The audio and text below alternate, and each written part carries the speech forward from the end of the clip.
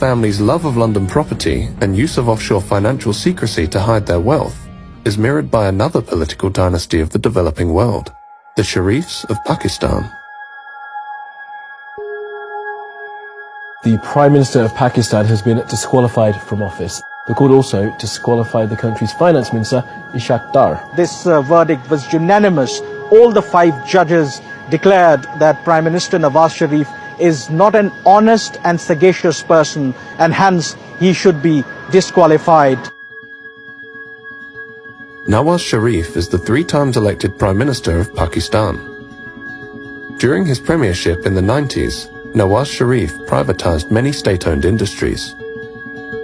The privatization policies which were initiated by Mr. Nawaz Sharif during his stints as Prime Minister during the 90s, that is the start of corruption, where a lot of state holdings, they were portrayed as if they are making losses, and then they were handed out to different political backers of Nawaz Sharif, his friends and his business associates.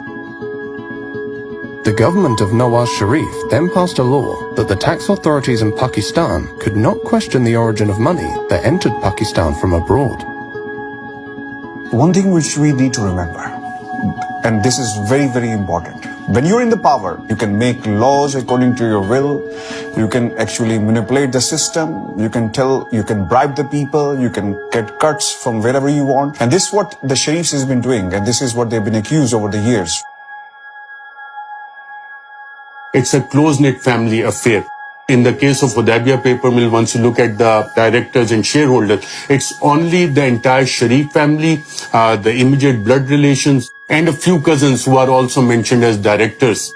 To look at the shareholding of Ramzan sugar mill, that gives you an idea that it is run by Chief Executive Officer Mr. Hamza Shehbaz Sharif. Shehbaz Sharif is a younger brother of Nawaz Sharif. He was the leader of the Punjab Assembly while his brother was Prime Minister. He is accused of laundering tens of millions of dollars through the Ramzan sugar mill, a company owned by the Sharif family. Accounts were opened in the name of these low-level, low-wage employees who do not come into the tax net. Money used to be deposited in those accounts, and finally they used to land in the accounts of either Mr. Hamza Shehbaz Sharif, Mr. Sulaiman Shehbaz Sharif, or Mr. Shehbaz Sharif himself. In fact, these files which you see here, it gives the names, it gives the banking documents, the challans, everything which is mentioned in these, all the banking records. Names of the low-wage employees.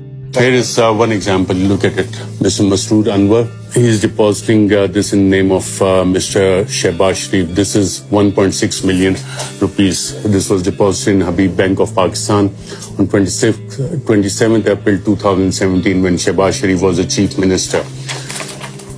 This is another deposit, 13th May 2016, in the name of Mia Muhammad Shehbaz Sharif, an amount of 6,52,451 rupees deposited in an account by Mr. Masood Anwar.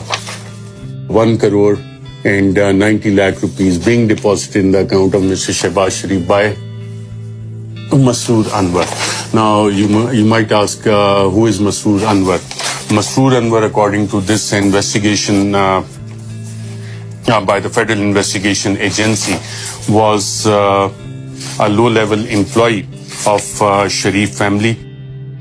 Your own family member is the finance minister, and your other brother is the prime minister. So then entire banking chain was there to facilitate them. And I was talking to one of the sources in the investigation because once they investigated the bankers as to how it was happening under their nose and why they didn't stop all these activities, they said that people used to come with gunmen into the banks. And one of the female investigators said she was crying a banking official that what we could have done. The bank managers, they used to get a call from top executives in the bank.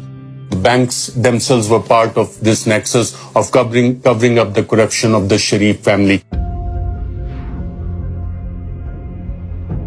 The so-called Panama Papers contain allegations of money laundering and tax evasion, involving world leaders, and where some of them are accused of hiding their money in many cases in an effort to avoid taxes.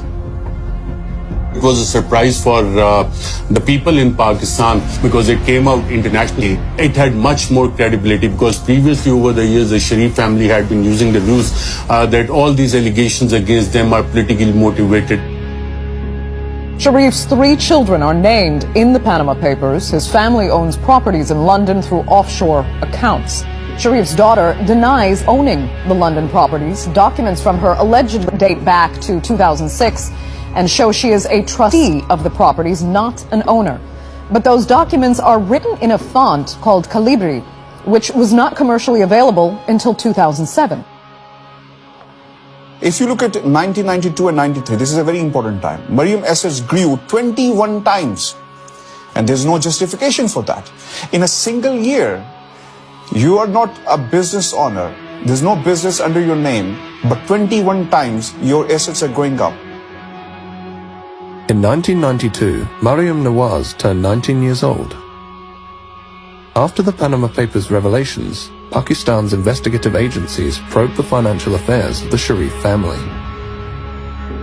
The joint investigation team basically found out that Mr. Nawaz Sharif could not justify the assets he had made from known sources of income. That was one of the main charges. The matter was sent for criminal prosecution. In criminal prosecution, there was a trial which went on for almost a year.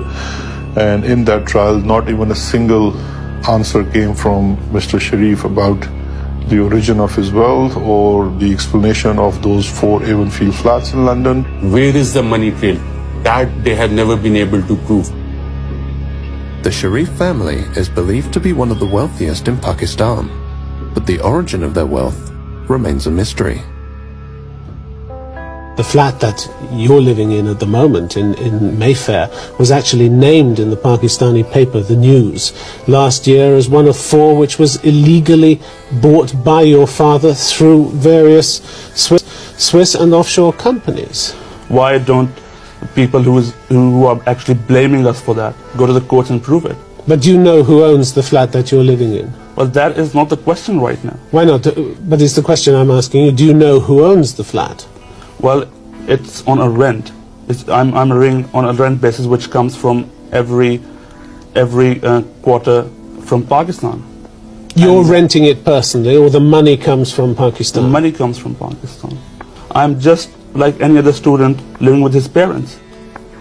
I doesn't necessarily has to know about what the facts and who owns the flat and who pays for the rents and who pays for my living. The family deserves all this. It is not my fault that I was born in a rich family, in a wealthy family. My grandfather earned that with a hard work, sheer hard work. When you ask them that where you got this money from, they will start telling you the story of their late grandfather. At the time of independence, we came from India, we have businesses. Seriously speaking, there's no business in the world which has no money trail. If you look at their tax filings, it doesn't come out as a big industrial family. The Sharifs never featured in that rich families of Pakistan. But now if you make a list of the richest families in Pakistan, then definitely Sharifs would feature in the top 10, maybe in the top 5, because exact amount of their holdings as to how much is hidden in Luxembourg, in UK, in UAE, in Saudi Arabia, what is in different bank accounts in the United States, that is not known. Whether it is $4 billion or $5 billion, that is not known. In December 2018, as a result of the Panama Papers revelations, Nawaz Sharif and his daughter are sentenced to 7 years on corruption charges. Nawaz Sharif is granted bail for medical treatment in London and refuses to return to Pakistan. From London, Nawaz Sharif claims his downfall is a conspiracy by the Pakistani military. बिजली का bill बिजली बनकर गरीब पर गिर रहा है।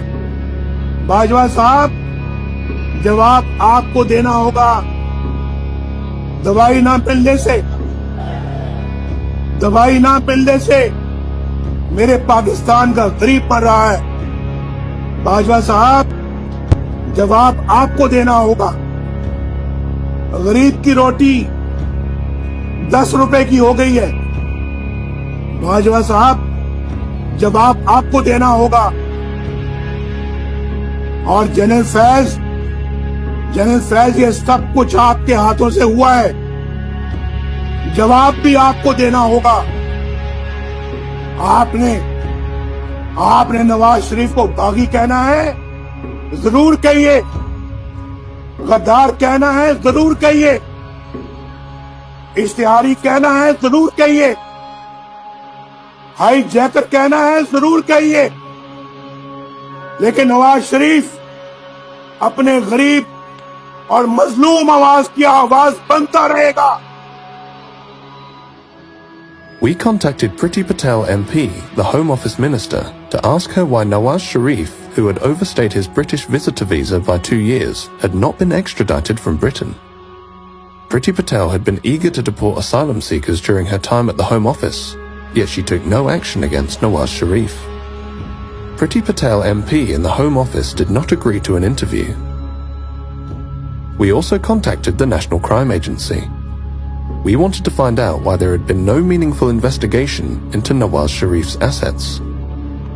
The NCA did not agree to speak to us. Nawaz Sharif is not the only member of the Sharif family who has made London his home. London is the second home of House of Sharif.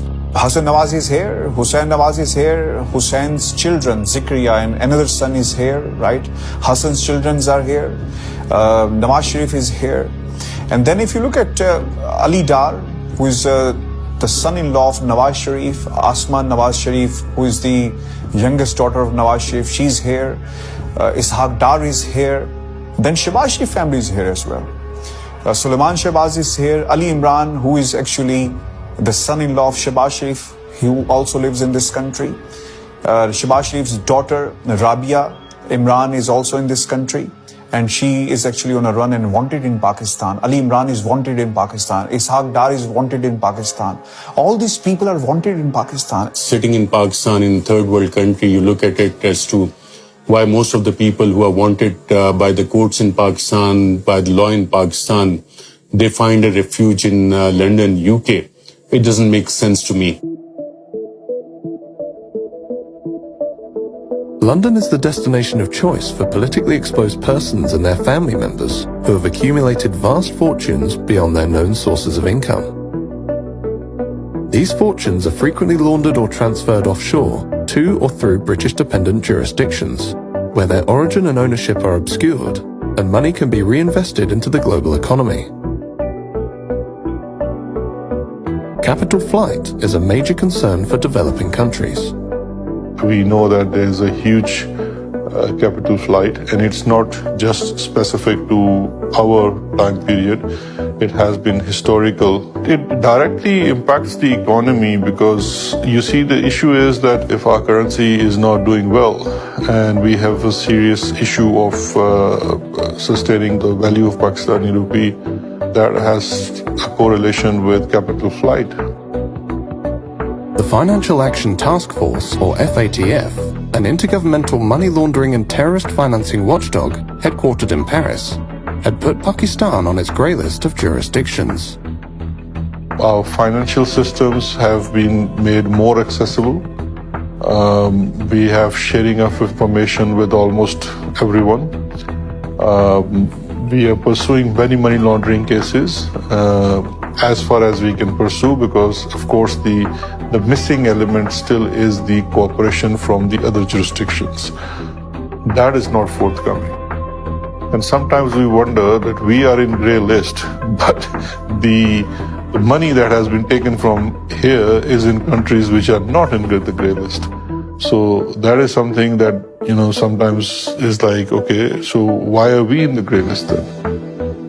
We approached the FATF for an interview. The FATF declined to speak to us. We would have liked to ask the FATF how it was possible for the UK, Switzerland and Luxembourg, among others, to be considered clean when these countries are known to be major money laundering centres, through whose economies billions of dollars of illicit money are reinvested every year. The money is stolen here and it is hidden in the developed countries, in the developed world. If that is happening, it's not just the fault of Pakistani system that the money is able to go out. What I question is the double standards. So for example, if you ask on one side from countries like Pakistan to have more checks and be more open, we expect in return the same from other countries when we are investigating someone.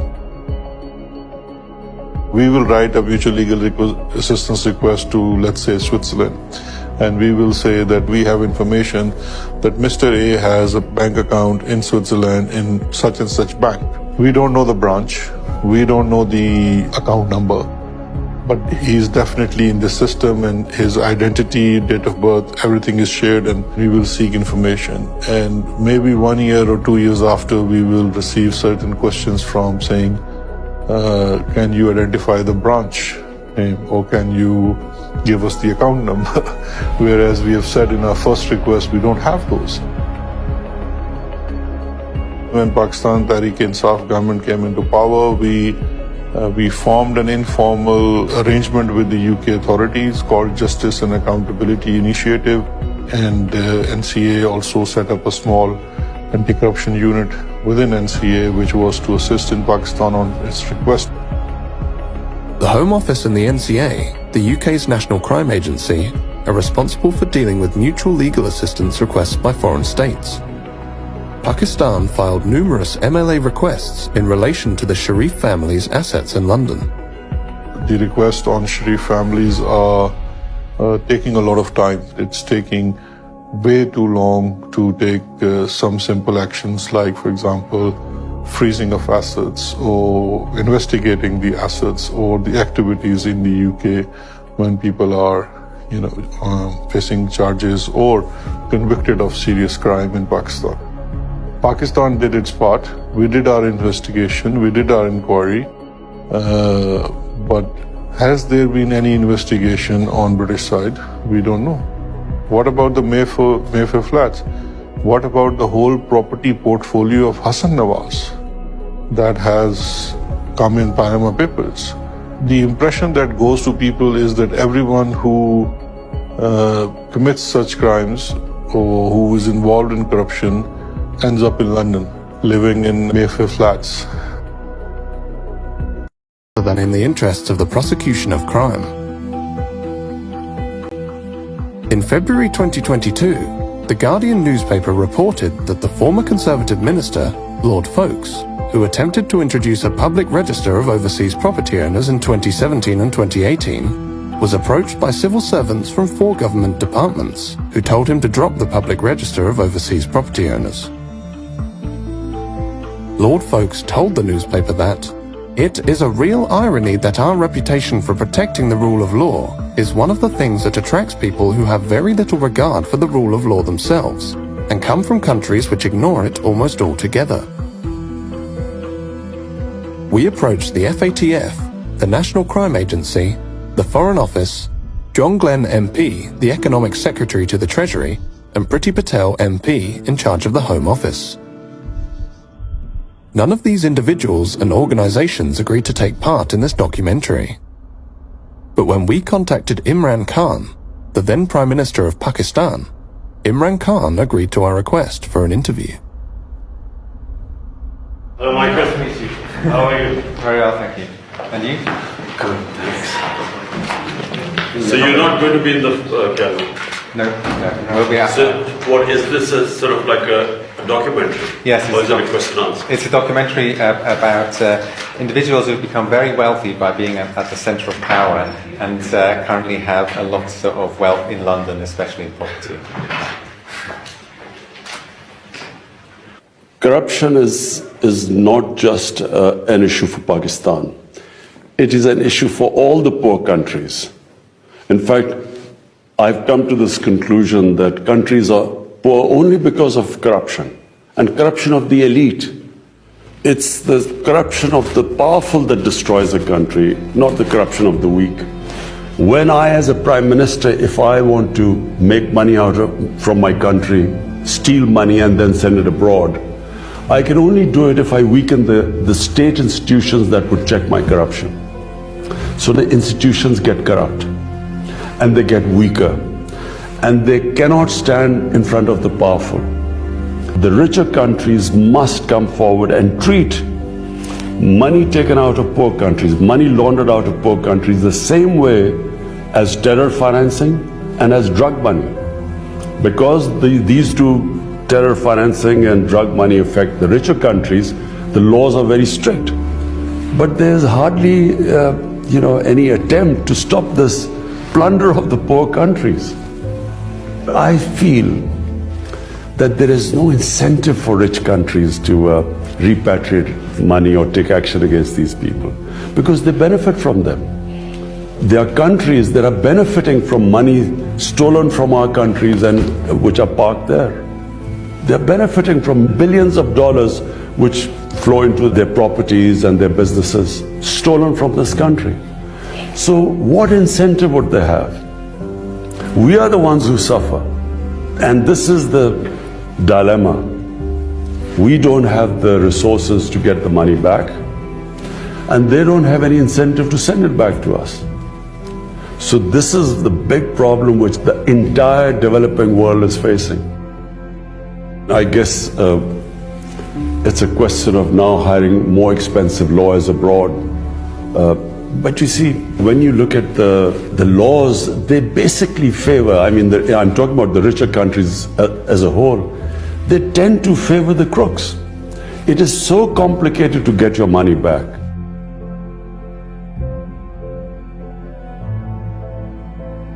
Imrankhan has raised this issue in almost every forum that the rich countries must take care of poor countries, and the care involves that the looted money that is now invested in the rich countries must be returned to the original countries. In Panama Papers, the properties of Sharifs are categorically mentioned, and all these properties are in the heart of London.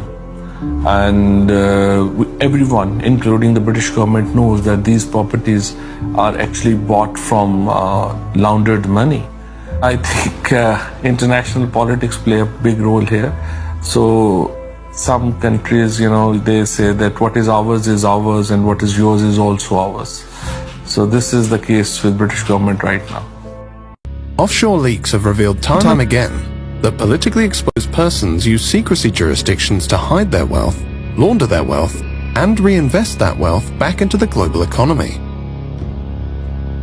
A large part of the international financial system and many of the major financial secrecy jurisdictions are controlled and regulated by Western interests. Imrankhan frequently spoke out against money laundering and offshore financial centers.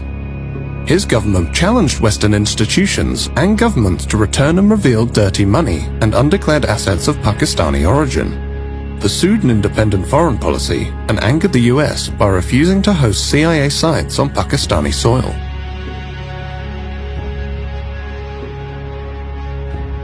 On the 7th of March 2022, the Pakistani ambassador to the US reported in a classified communique that Donald Lu, a senior State Department official, had informed him that Pakistan-US relations could improve only if Imran Khan was removed from power. Khan actually accused the US of being behind a conspiracy to get him ousted from power. The Prime Minister of Pakistan accused the US of working with the opposition to remove him from power. There is absolutely no truth to that allegation. We are not going to let propaganda, misinformation, and disinformation, lies, get in the way of any bilateral relationship we have, including with the bilateral relationship we have with Pakistan. Prime Minister Imran Khan has been ousted from power. Lawmakers elected the opposition leader Shehbaz Sharif as the country's new prime minister. A new dawn has started. A new day is coming. Allah has answered the prayers of millions. When Shehbaz Sharif, the brother of Nawaz Sharif, was appointed Prime Minister on Monday the 11th of April, the Guardian newspaper wrote, "He is known as a diligent administrator with such a great love of poetry that he often opens official meetings with recitals of famous revolutionary Urdu poets. His first words to Parliament were, 'One must set himself free, from all bounds of desires. Imrankhan claimed he had been removed by a foreign-backed conspiracy. The US Embassy was calling members of my party, backbenchers who were not happy, and they were the first ones who then jumped ship. And they were the ones who then offered $1 million each to buy my other members of parliament who actually jumped ship later on. And then Donald Lu's conversation with our ambassador, the next day the no confidence motion is tabled in the assembly. What do you think? You have made some significant allegations there. When it's not will allegations. you show we me have hard this evidence. Why would I want to blame the US if I did not have hard evidence? This was an official message with note takers given to our ambassador. Message received by me, by our president, given to the Chief Justice of Pakistan. This is real. Not only was a democratically elected government removed through the conspiracy, we have been replaced by a bunch of criminals. 60% of the cabinet which is sitting right now is on bail. The Prime Minister was about to be sentenced in a corruption cases of billions of rupees, and his son. The Sharif doctrine is that you buy different people in all the important positions of power, whether it's in the media, you have your sympathetic journalists who continue to argue for you that the country can only be saved by the wisdom of the Sharif family. The generals, when they retired, they are also accommodated. The judges, once they are retired, they are also accommodated. The journalists, they are also given government position and they willingly take it. So it's the entire Sharif doctrine which gives them this sense that they can even get away with murder in Pakistan. Nawaz Sharif has learned that even though if you are out of power, if you manage to gain time and if you manage to delay the cases in the courts of law, and once you come back into power, you can manage to get a clean check. So I think this time also the same strategy is being followed by the Sharif family. I think those in power, they think that they can get away with the crimes they have done. And Sharif family has been benefiting from them because of their international friends who have been coming to their rescue to strike the dirty deals.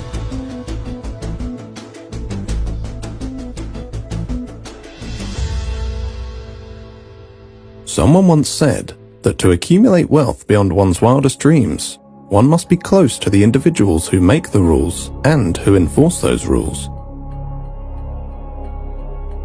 When Shehbaz Sharif's coalition government was appointed, one of its first actions was to pass an amendment to restrict the power of the National Accountability Bureau, which had been in charge of investigating white-collar crime by public office holders. The amendment, which was passed in June 2022, was to take effect retrospectively. The amendment stipulated that the courts had to decide on the outcome of a case within 1 year, and stated that if sufficient evidence was not provided at the time of the arrest, the arresting officer could face 5 years in jail for the filing of a false reference. Dr. Muhammad Rizwan, the 47-year-old chief investigator who presided over the investigation against Shehbaz Sharif and his family in the Ramzan sugar mills case, died of a heart attack on the 9th of May 2022. Another investigator on the same case suffered a heart attack and remains in critical condition. Malik Masood, through whose accounts prosecutors alleged 3.7 billion Pakistani rupees were laundered to various Sharif family members, had been cooperating with investigators when he too suffered a heart attack and died on the 7th of June 2022. The 49-year-old had been a tea boy at the Ramzan sugar mills, where he drew a salary of approximately $300 per annum for his work at the Sharif family-owned enterprise. According to the Wealth Report, London is the wealth capital of the world, beating New York to the top spot. London is the favoured playground of the world's politically exposed oligarchs and their family members. The Sharif family of Pakistan, the Aliyevs of Azerbaijan, the Kenyatas of Kenya, and many other current and former politically connected families who acquired vast fortunes beyond their known sources of income own billions of pounds of prime London property. London boasts the greatest diversity of international property investors, with people from 45 countries owning properties in London. British-dependent jurisdictions continue to offer financial secrecy and tax evasion services. 84,000 properties in the UK are owned anonymously. The UK government has made repeated promises to crack down on dirty money, but on each occasion, the government has failed to implement the promised legislation or watered down the legislation so as to make it ineffective. Britain remains the capital of libel tourism, where the wealthy come to attempt to silence their critics. London continues to be a safe haven for the global elite that have fallen out of favour in their home countries. Pakistan under Imran Khan attempted for years to engage with Britain to repatriate laundered money. Many other developing countries have done the same, without success. We approached numerous UK government bodies and ministers for this documentary. Not one agreed to speak to us. The FATF, the Intergovernmental Money Laundering and Terrorist Financing Watchdog, headquartered in Paris, indicated in its first review after the ousting of Imran Khan that Pakistan had met all of the compliance recommendations to be removed from the FATF grey list.